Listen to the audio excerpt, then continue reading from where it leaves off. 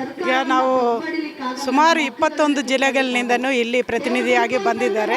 ಪ್ರತಿ ಹಳ್ಳಿನಿಂದನೂ ಜನರು ಬಂದಿದ್ದಾರೆ. ಅವರು ಬೇಡಿಕೆಗಳಿಗಾಗಿ 13 ಬೇಡಿಕೆಗಳು ಇಟ್ಕೊಂಡು ನಾವು ಸರ್ಕಾರ ಗಮನಕ್ಕೆ ತರಬೇಕು ಅಂತಂದು ಇವತ್ತು ಈ ಹೋರಾಟ ಮಾಡ್ತಾ ಇದ್ದೀವಿ. ನಾಳೆ ಅವರು ಬಡ್ಜೆಟ್ ಅಧಿವೇಶನ ಮಾಡ್ತಾರೆ. ಅದರಲ್ಲಿ ಮಹಿಳೆಯರಿಗೆ ಮುಖ್ಯವಾಗಿ ಮಾಸಾಸನ 5,000 ಕೊಡಬೇಕು ಅಂತಂದು, ಮತ್ತು ಅದೇ ರೀತಿಯಲ್ಲಿ BB ರಾಮ್ಜಿ ಯೋಜನೆಯನ್ನು ತೆಗಿಬೇಕು, 200 ದಿನ ಕೆಲಸ ಕೊಡಬೇಕು, ಮತ್ತು ಅವ್ರಿಗೆ 600 ರೂಪಾಯಿ ಕೂಲಿ ಕೊಡಬೇಕು ಅಂತಂದು ಡಿಮ್ಯಾಂಡ್ ಇಟ್ಕೊಂಡಿವಿ. ಅದೇ ರೀತಿಯಲ್ಲಿ ಮಹಿಳೆಯರು ಮತ್ತು ಮಕ್ಕಳ ಮೇಲೆ ದೌರ್ಜನ್ಯಗಳು ಜಾಸ್ತಿ ಆಗ್ತಾ ಇದೆ. ಒಂದು ಕಡೆ ಹೇಳ್ತದೆ ಗೌರ್ಮೆಂಟು ಮಹಿಳೆಯರ ಪರವಾಗಿದೆ, ನಾವು ಮಹಿಳೆಯರಿಗೆ ಕಾನೂನು ತರ್ತಾ ಇದ್ದೀವಿ ಅಂತ ಹೇಳ್ತಾನೆ ಇದೆ, ಎಲ್ಲಿನೂ ಆಗ್ತಾ ಇಲ್ಲ. ಮತ್ತು ನಮಗೆ ಗಮನಕ್ಕೆ ಬಂದಿದ್ದು ನಾವು ದಾಖಲಾತಿ ಮಾಡಿಸ್ತೀವಿ. ದಾಖಲೆ ಇಲ್ಲದು ಎಷ್ಟೋ ಇದ್ದಾವೆ, ಅವೆಲ್ಲವೂ ಒಂದು ಕ್ರಮ ಸಂಖ್ಯೆಯಲ್ಲಿ ಬರಬೇಕು ಅಂತಂದರೆ ಸರಿಯಾದಂಥ ಕಾನೂನು ಕ್ರಮ ತಗೋಬೇಕು ಅಂತಂದು ಅವ್ರಿಗೆ ಈ ಮನವಿನಲ್ಲಿ ಹೇಳ್ತಾ ಇದ್ವಿ. ಮತ್ತು ಅದೇ ರೀತಿಯಲ್ಲಿ ಈಗ ಒಂದು ಕಡೆ ಮಹಿಳೆ ಒಂದು ದೇವತೆ ಮತ್ತು ಭೂಮಾತೆ ಮತ್ತು ಈ ಥರ ಹಲವಾರು ಇವಿಟ್ಕೊಂಡು ಅವ್ರನ್ನ ಮಹಿಳೆಯನ್ನು ಒಂದು ಘನತೆ ಬದುಕಿನಲ್ಲಿ ಬದುಕಬೇಕು ಅಂತಾರೆ. ನಮಗೆ ಘನತೆಯ ಬದುಕು ಬೇಕು ಅಂತಂದರೆ ಈ ಥರ ಆದಾಗ ನಮ್ಮ ಘನತೆಯ ಬದುಕು ಎಲ್ಲಿದೆ? ನಮಗೆ ಘನತೆಯ ಬದುಕು ಬೇಕು ಅಂತಂದರೆ ಶ್ರೀಶಕ್ತಿ ಸ್ವಸಹಾಯ ಗುಂಪುಗಳು ನಾವು ಭಾಳಷ್ಟು ಉಡುಪುಗಳು ಮಾಡ್ತಾ ಇರ್ತೀವಿ ಮನೆಯಲ್ಲಿ. ಉಪ್ಪಿನಕಾಯಿ ಆಗಿರ್ಬೋದು, ಹಪ್ಪಳ ಆಗಿರ್ಬೋದು, ಸಂಡಿಗೆ ಆಗಿರ್ಬೋದು, ಈ ಥರ ಎಲ್ಲವೂ ಮಾಡ್ತಾ ಇರ್ತೀವಿ. ಅದೇ ಒಂದು ಮಾರ್ಕೆಟಿಂಗ್ ವ್ಯವಸ್ಥೆ ಕರ್ನಾಟಕ ಸರ್ಕಾರ ಮಾಡಬೇಕು. ಅದು ಮಾರ್ಕೆಟಿಂಗ್ ಮಾಡಿ ಅವರಿಗೆ ಸರಿಯಾದಂಥ ಬೆಲೆ ಆಗಬೇಕು ಅನ್ನೋದು ನಮ್ಮ ಬೇಡಿಕೆ. ಹೌದು, ಈಗ ಗೃಹಲಕ್ಷ್ಮಿ ಯೋಜನೆ ಅಂತಂದು ಅವರು ತಂದಿದ್ದಾರೆ, ಅದನ್ನಂತೂ ನಾವು ಸ್ವಾಗತ ಮಾಡಿದ್ವಿ. ಆದ್ರೇನು ಅದು ಪ್ರತಿ ತಿಂಗಳು ಬರ್ತಾ ಇಲ್ಲ. ಒಂದು 8 ತಿಂಗಳು 6 ತಿಂಗಳು ಗ್ಯಾಪ್ ಆಗ್ತಾ ಇದೆ. ಆ ಗ್ಯಾಪ್ ಆದಾಗ ಏನಂತಂದ್ರೆ ಒಂದು ಕಡೆ ಒಂದು ಸಬಲೀಕರಣ ಆಗಿದ್ರೇನು ಕಂಟಿನ್ಯೂ ಬಂದರೆ ನಮಗೆ ಅನುಕೂಲ ಆಗ್ತದೆ. ಅದೇ ನೀವು ಒಂದು 5,000 ಕೊಟ್ಟಿದ್ರೆ ಒಳ್ಳೆಯದು. ಯಾಕಂತಂದರೆ ಒಂದು ಮನೆ ನಡೆಸಬೇಕು ಅಂತಂದರೆ ಒಂದು ಒಂಟಿ ಮಹಿಳೆ ಇರ್ಬೋದು, ಮತ್ತು ಸಿಂಗಲ್ಲು ಬೇರೆ ಬೇರೆ ರೀತಿಯಲ್ಲಿ ಗಂಡ ಸತ್ತಿದ್ದವರಾಗಿರ್ಬೋದು, ನಡೆಸಬೇಕಂತಂದರೆ ಮಕ್ಕಳಿಗೆ ವಿದ್ಯಾಭ್ಯಾಸ ಆಗಲಿ ಇನ್ನೊಂದು ಆಗಬೇಕು ಅಂತಂದರೆ ನಮಗೆ ಹೆಚ್ಚಿನ ಬರಬೇಕು. ಮತ್ತು ಅದು ಅವ್ರು ಹೆಂಗೆ ಸಂಬಳ ತಗೊತಾರೋ ಅದೇ ರೀತಿಯಲ್ಲಿ ನಮಗೆ ಪ್ರತಿ ತಿಂಗಳು ಅಕೌಂಟಿಗೆ ಬರಬೇಕು ಅಂತಂದು ನಮ್ಮ ಆಸೆ ಇದೆ.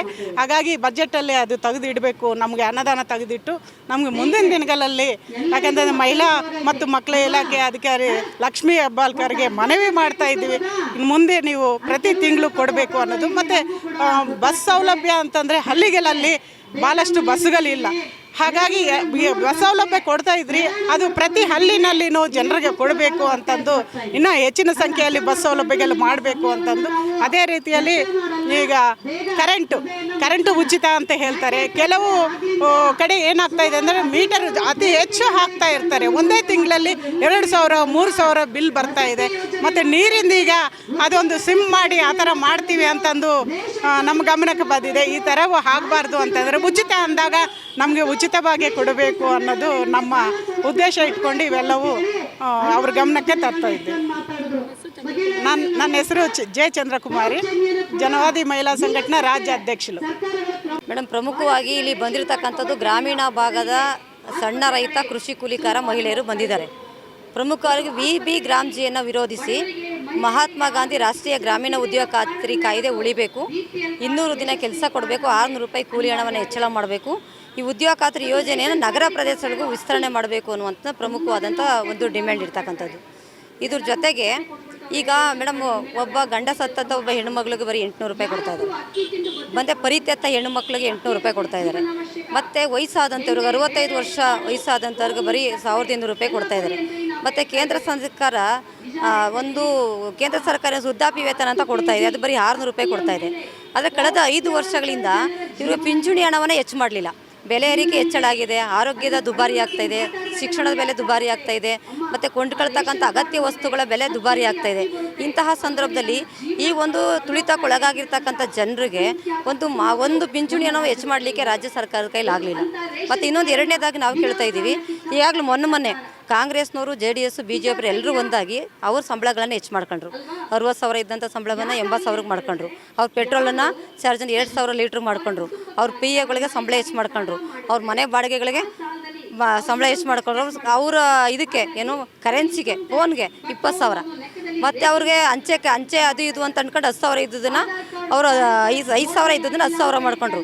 ಈ ಥರದಲ್ಲಿ ಅವರು ಬೇಕಾದಂಥ ರೀತಿಯಲ್ಲಿ ಅವ್ರ ಸಂಬಳ ಹೆಚ್ಚು ಮಾಡಲಿಕ್ಕೆ, ಅವ್ರಿಗೆ ಟೂರ್ ಮಾಡಲಿಕ್ಕೆ, ಅವ್ರು ಉಳಿಲಿಕ್ಕೆ ಅದಕ್ಕೆಲ್ಲ ಹೆಚ್ಚನ್ನು ಮಾಡ್ಕೊಳ್ತಕ್ಕಂಥ MLAಗಳು, ಸಚಿವರುಗಳು ಇದಕ್ಕೆ ಯಾವತ್ತೂ ಗುದ್ದಾಟ ಮಾಡಲ್ಲ. ಆದರೆ ಜನರ ಪ್ರಶ್ನೆ ಬಂದಾಗ ನಾನು ಕಾಂಗ್ರೆಸ್ನವರು ನಾನು ಸಚಿವನಲ್ಲಪ್ಪ, ನಾನು ಶಾಸಕ, ನಾನು BJPಯವರು ಅವ್ರ ಅಧಿಕಾರದಲ್ಲಿದೆ, ನಾನು JDSನವ್ರು ನಾವು ಅಧಿಕಾರದಲ್ಲಿಲ್ಲ, ಅವ್ರನ್ನ ಕೇಳಬೇಕು ಅಂತ ಕೇಳ್ತಾರೆ. ಆದರೆ ಈ 3 ಪಕ್ಷಗಳು ಈ ಗ್ರಾಮೀಣ ಭಾಗದ ಬಡ ಕೂಲಿಕಾರ, ದಲಿತ, ಹಿಂದುಳಿದ ವರ್ಗದ ಒಂಟಿ ಮಹಿಳೆಯರು ಮತ್ತು ವೃದ್ಧರ ಬಗ್ಗೆ ಯಾಕೆ ಕಾಳಜಿ ವಹಿಸ್ತಾ ಇಲ್ಲ? ಯಾಕೆ ಅವ್ರ ಸಂಬಳವನ್ನು ಹೆಚ್ಚು ಮಾಡ್ತಾ ಇಲ್ಲ? ಯಾಕೆ ಸರ್ಕಾರಕ್ಕೆ ಇದಕ್ಕೆ ಕಣ್ಣಿಲ್ವಾ? ಕಾಣಿಸ್ತಾ ಇಲ್ವರು ಯಾರಿಗೂ? ಎಲ್ಲ ಮಕ್ಕಳುಗಳೆಲ್ಲ ಬೆಂಗಳೂರು ಮೈಸೂರುಗಳಲ್ಲಿ ಬಂದಿದ್ದಾರೆ, ವಯಸ್ಸಾದಂಥವ್ರು, ಶುಗರ್ ಇದೆ, BP ಗಳಿದೆ, ಮತ್ತು ಅಗತ್ಯ ವಸ್ತುಗಳನ್ನು ಕೊಂಡ್ಕೊಳ್ಳಿಕ್ಕಾಗಲ್ಲ. ಒಬ್ಬ ಗಂಡ ಸತ್ತಂಥ ಹೆಣ್ಣು ಮಗಳು ಮಕ್ಕಳು ಕಟ್ಕೊಂಡು ಹೆಂಗೆ ಬದುಕು ನಡೆಸ್ಲಿಕ್ಕಾಗುತ್ತೆ? ಹಾಗಾಗಿ ನಾವು ರಾಜ್ಯ ಸರ್ಕಾರ ಈ ಬಜೆಟ್ ಅಧಿವೇಶನದಲ್ಲಿ ಕೇಂದ್ರ ಸರ್ಕಾರ ಕೇರಳ ಸರ್ಕಾರ 2,000 ರೂಪಾಯಿ ಕೊಡ್ತಾ ಇದೆ, ಪಕ್ಕದ ಆಂಧ್ರ ಸರ್ಕಾರದಲ್ಲಿ 4,000 ರೂಪಾಯಿ ಕೊಡ್ತಾ ಇದೆ. ನಾವು ಕರ್ನಾಟಕ ಸರ್ಕಾರ ಕೇಳಿದ್ರೆ ಕನಿಷ್ಠ 5,000 ರೂಪಾಯಿನ ಅವ್ರಿಗೆ ಪಿಂಚಣಿ ಹಣವನ್ನು ಕೊಡಬೇಕು ಅನ್ನುವಂಥದ್ದನ್ನ ಕೇಳ್ತಾ ಇದ್ದೀವಿ. ಮತ್ತು ಸ್ತ್ರೀ ಶಕ್ತಿ ಸ್ವಸಹಾಯ ಸಂಘಗಳಿಗೆ, ಸಂಜೀವಿನಿ ಒಕ್ಕೂಟಗಳಿಗೆ ಅಬ್ಬರವಾಗಿ ಅವ್ರು ಏನು ಹೇಳ್ತಾ ಇದ್ದಾರೆ, ನಾವು ದೊಡ್ಡ ಮಟ್ಟದಲ್ಲಿ ಮಹಿಳೆಯರ ಸಬಲೀಕರಣದ ಬಗ್ಗೆ ರಾಜ್ಯ ಮತ್ತು ಕೇಂದ್ರ ಸರ್ಕಾರಗಳು ಮಾತಾಡ್ತಾ ಇದೆ. ಈಗ ಕೇಂದ್ರ ಸರ್ಕಾರ NRLM ಅಂತ ಬಂತು, ಸ್ವಸಹಾಯ ಸಂಘಗಳಿದ್ದಂಥದ್ದನ್ನು ಇಲ್ಲಿ NRLM ತಂದು ಮತ್ತು ಸಂಜೀವಿನಿ ಒಕ್ಕೂಟವನ್ನು ರಾಜ್ಯ ಸರ್ಕಾರ ಮಾಡ್ತು. ರಾಜ್ಯ ಸರ್ಕಾರಕ್ಕೆ ಕನಿಷ್ಠ ಅಂತಂದರೆ ಒಂದು ಒಕ್ಕೂಟಗಳಿಗೆ, ಗ್ರಾಮ ಪಂಚಾಯಿತಿ ವ್ಯಾಪ್ತಿ ಒಕ್ಕೂಟದಲ್ಲಿ ಕನಿಷ್ಠ ಅಂತಂದರೆ ಒಂದು 75ರಿಂದ 100 ಸ್ವಸಹಾಯ ಸಂಘಗಳಿದೆ. ಆ 100 ಸ್ವಸಹಾಯ ಸಂಘಗಳಿಗೆ ಸರ್ಕಾರ ಭಿಕ್ಷೆ ರೀತಿಯಲ್ಲಿ ರಾಜ್ಯ ಮತ್ತು ಕೇಂದ್ರ ಸರ್ಕಾರಗಳು ಕೊಡ್ತಾ ಇದೆ. ಎಷ್ಟು 15 ಲಕ್ಷ 20 ಲಕ್ಷ ಕೊಡ್ತಾ ಇದೆ. ಅದು ಯಾವ ಒಬ್ಬ ವ್ಯಕ್ತಿಗಳ ಆ ಒಕ್ಕೂಟ ವ್ಯಕ್ತಿಗಳಿಗೆ ಸಾಲ ಕೊಡುತ್ತೆ. ಆದರೆ ನಾವು ಜನವಾದಿ ಮಹಿಳಾ ಸಂಘಟನೆಗಳು ಕೇಳ್ತಾ ಇದ್ದೀವಿ, ಒಂದು ಗ್ರಾಮ ಪಂಚಾಯಿತಿ ವ್ಯಾಪ್ತಿ ಒಕ್ಕೂಟಗಳಿಗೆ 1 ಕೋಟಿ ಹಣವನ್ನು ಬಿಡುಗಡೆ ಮಾಡಬೇಕು. ಮತ್ತು NREGನಲ್ಲಿ ಒಂದು ಶೆಡ್ಡನ್ನು ನಿರ್ಮಾಣ ಮಾಡಬೇಕು ಅಂತಿದೆ. ಶೆಡ್ಡು ಅಂತಂದರೆ ಒಂದು ಭವನ ಕಟ್ಟಬೇಕು ಅಂತಿದೆ. ಆ ಭವನದೊಳಗಡೆ ಆ ಹೆಣ್ಮಕ್ಳಿಗೆ 1 ಕೋಟಿ ಹಣವನ್ನು ಬಿಡುಗಡೆ ಮಾಡಿ ಅವರಿಗೆ ತರಬೇತಿ ಕೊಟ್ಟು, ಕಚ್ಚಾ ವಸ್ತುಗಳನ್ನು ಕೊಟ್ಟು, ಅವ್ರು ತಯಾರು ಮಾಡಿದಂಥ ವಸ್ತುಗಳಿಗೆ ಸರ್ಕಾರ ಮಾರುಕಟ್ಟೆ ವ್ಯವಸ್ಥೆ ಒದಗಿಸ್ಕೊಟ್ರೆ ಒಂದು ಗ್ರಾಮ ಪಂಚಾಯಿತಿ ವ್ಯಾಪ್ತಿಯಲ್ಲಿ ಕನಿಷ್ಠ 250ರಿಂದ 300 ಜನಕ್ಕೆ ಒಂದು ಉದ್ಯೋಗ ಸಿಗುತ್ತೆ. ಮತ್ತು ವೈಯಕ್ತಿಕವಾಗಿ ಏನಾದರೂ ಒಂದು ಬಿಸ್ನೆಸ್ ಮಾಡ್ತೀವಿ ಸಣ್ಣ ಪುಟ್ಟದ್ದು ಅಂತಂದರೆ ವೈಯಕ್ತಿಕವಾಗೂ ಸಹ ಸಹಾಯ ಆಗುತ್ತೆ. ಇದು ಮಹಿಳಾ ಸಬಲೀಕರಣದ ಬಗ್ಗೆ, ಇದು ಮಹಿಳೆಯರ ಆರ್ಥಿಕವಾಗಿ ಮುಂದೆ ಬರಲಿಕ್ಕೆ ಸಾಧ್ಯತೆ ಆಗ್ತಕ್ಕಂಥದ್ದು. ಇಂತಹ ಸಂದರ್ಭದಲ್ಲಿ ರಾಜ್ಯ ಮತ್ತು ಕೇಂದ್ರ ಸರ್ಕಾರದ ಮುಂದೆ ಬರ್ತಕ್ಕಂಥ ಬಜೆಟ್ ಅಧಿವೇಶನದಲ್ಲಿ ಇವೆಲ್ಲ ವಿಷಯಗಳನ್ನು ಚರ್ಚೆ ಮಾಡಬೇಕು ಅಂತ ಕೇಳ್ತಾ ಇದ್ದೀವಿ. ಇನ್ನೊಂದು ಕಡೆ ಕೇಂದ್ರ ಸರ್ಕಾರ ವರ್ಷಕ್ಕೆ 2 ಕೋಟಿ ಉದ್ಯೋಗ ಅಂತೇಳಿದ ಅಬ್ಬರದ ಪ್ರಚಾರವನ್ನು ನರೇಂದ್ರ ಮೋದಿ 2015ರಲ್ಲಿ ಅಧಿಕಾರಕ್ಕೆ ಬಂದರೆ, ನಾನು ಅಧಿಕಾರಕ್ಕೆ ಬಂದ ಪ್ರಧಾನಮಂತ್ರಿ ಆದ ಮರುದಿನವೇ ನಾನು ಮಹಿಳೆಯರಿಗೆ 33% ಮೀಸಲಾತಿ ಜಾರಿ ಮಾಡಿಬಿಡ್ತೀವಿ ಅಂತಂದರು. ಮತ್ತು ಪ್ರತಿಯೊಬ್ಬರ ಖಾತೆಗೆ 15 ಲಕ್ಷ ರೂಪಾಯಿ ಹಣವನ್ನು ಕೊಡ್ತೀವಿ ಅಂತ ಹೇಳಿದ್ರು. ಮತ್ತು ಈಗ ವರ್ಷಕ್ಕೆ 2 ಕೋಟಿ ಉದ್ಯೋಗ ಅಂತಂದರು. 11.5 ವರ್ಷದಲ್ಲಿ ಎಷ್ಟು ಕೋಟಿ ಉದ್ಯೋಗ ಸೃಷ್ಟಿ ಮಾಡಿದ್ದಾರೆ? ಅವರು ಈ ಕಾರ್ಪೊರೇಟ್ ಕುಳಗಳಿಗೆ ಅನುಕೂಲ ಆಗುವಂಥ ರೀತಿಯಲ್ಲಿ ರೈತರ ಭೂಮಿಯನ್ನು ಕಿತ್ಕೊಳ್ತಕ್ಕಂಥ ಕೆಲಸವನ್ನು ಕೇಂದ್ರ ಸರ್ಕಾರ ಮಾಡ್ತಾ ಇದೆ.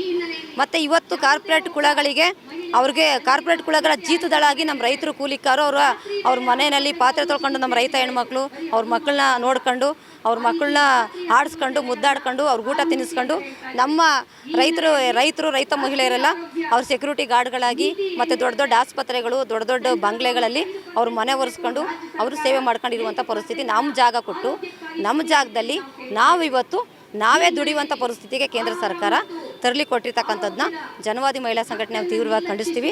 ಮತ್ತು ಅದರ ಜೊತೆಗೆ ವರ್ಮಾ ಸಮಿತಿ ಶಿಫಾರಸು, ಉಗ್ರಪ್ಪ ಸಮಿತಿ ಶಿಫಾರಸು ಜಾರಿಯಾಗಬೇಕು. ಮತ್ತು ಈಗಾಗಲೇ ಕರ್ನಾಟಕ ರಾಜ್ಯದ ಎಲ್ಲ ಕಡೆಗೂ ಸರ್ಕಾರಕ್ಕೆ ಮೇಡಮ್ ಮುಂಬರುವ ಬಜೆಟ್ ಅಧಿವೇಶನದೊಳಗಡೆ ನಾಳೆ ಬಜೆಟ್ ನಡೀತಾ ಇದೆ. ಮತ್ತು ನಾವು ಬಜೆಟ್ನೊಳಗಡೆ ಸ್ತ್ರೀ ಶಕ್ತಿ ಸ್ವಸಹಾಯ ಸಂಘಗಳಿಗೆ ಹೆಚ್ಚು ಆದ್ಯತೆ ಕೊಡಬೇಕು. ಮತ್ತು ಸಂಜೀವಿನಿ ಒಕ್ಕೂಟಗಳಿಗೆ 1 ಕೋಟಿ ಹಣವನ್ನು ಬಿಡುಗಡೆ ಮಾಡಬೇಕು. ಮತ್ತು ಈಗ ಒಂಟಿ ಮಹಿಳೆಯರಿಗೆ ಮತ್ತು ಗಂಡ ಸತ್ತಂಥ ಹೆಣ್ಣುಮಕ್ಳಿಗೆ ಮತ್ತು ವೃದ್ಧರಿಗೆ ಕನಿಷ್ಠ ಈ ಬಜೆಟ್ ಅಧಿವೇಶನದೊಳಗಡೆ 5,000 ರೂಪಾಯಿ ಪಿಂಚಣಿ ಹಣವನ್ನು ಹೆಚ್ಚಳ ಮಾಡಬೇಕು. ಎಲ್ಲ ಗ್ರಾಮಗಳಿಗೂ ಸಮಗ್ರವಾಗಿ ಬಸ್ ಸೌಕರ್ಯಗಳನ್ನು ಒದಗಿಸಿಕೊಡಲಿಕ್ಕೆ ಸಾಧ್ಯ ಆಗಬೇಕು ಅಂತೇಳಿ ಇವತ್ತು ಬೇಡಿಕೆಗಳನ್ನ ಇಡ್ತಾ ಇದ್ದೀವಿ. ಇನ್ನಷ್ಟು ಹೆಚ್ಚಿನ ಮಾಹಿತಿಗಾಗಿ ಸಪ್ತರ್ಷಿ ಟಿವಿ ಕನ್ನಡ ಯೂಟ್ಯೂಬ್ ಚಾನೆಲ್ ಅನ್ನು ಸಬ್ಸ್ಕ್ರೈಬ್ ಮಾಡಿಕೊಳ್ಳಿ.